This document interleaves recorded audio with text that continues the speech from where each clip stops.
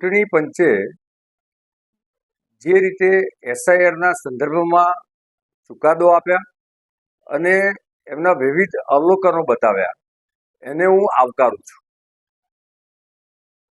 કોંગ્રેસ અને વિપક્ષી પાર્ટી હંમેશા રોહિંગ્યા, બાંગ્લાદેશીઓ અને ગેરકાયદેસર ઘૂસણખોરોના સમર્થક રહ્યા છે.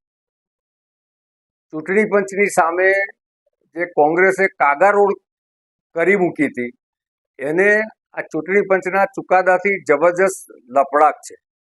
આ એ જ કોંગ્રેસ છે કે જ્યારે સત્તામાં હતી ત્યારે જુદી જુદી સંવિધાનિક સંસ્થાઓનો દુરુપયોગ કરતી હતી અને હવે જ્યારે વિપક્ષમાં છે ત્યારે સંવિધાનિક સંસ્થાઓ પર આક્ષેપો કરીને વિશ્વમાં દેશની સંવિધાનિક સંસ્થાઓનું નામ બગાડવાની કોશિશ કરે છે. એસઆઈઆર પ્રક્રિયા એ સતત ચાલતી પ્રક્રિયા છે. ચૂંટણી પંચે પણ કહ્યું કે આર્ટિકલ 324 અને ધ પીપલ્સ રિપ્રેઝન્ટેશન એક્ટ 1950માં ચૂંટણી પંચને આ કરવાનો અધિકાર છે.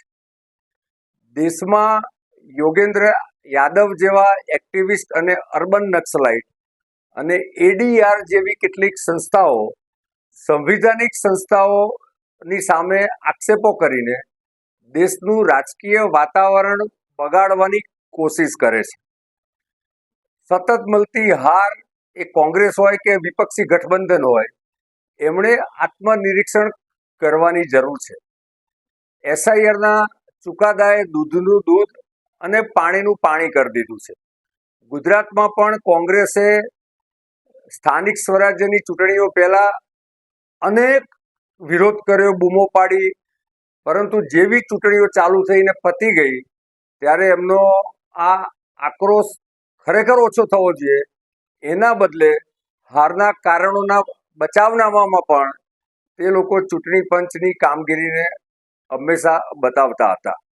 મને એવું લાગે છે કે એસઆઈઆરની પ્રક્રિયા અપગ્રેડેશન થવાથી જે વિપક્ષને ચૂંટણી હારવાનો ડર છે અને ચૂંટણી સતત હારી રહ્યા છે, તો પ્રજાનો જે લોકતાંત્રિક ચુકાદો છે એને કોંગ્રેસ અને વિપક્ષોએ સ્વીકારવો જોઈએ અને એસઆઈઆરના જ કારણે ગરીબ, દલિત, આદિવાસી, અલ્પસંખ્યક જેવા મતદારોના લોકતાંત્રિક અધિકાર મજબૂત થાય છે અને એસઆઈઆર એ સાચી, મુક્ત અને ન્યાયી ચૂંટણી માટે એ પાયાનો એકમ છે.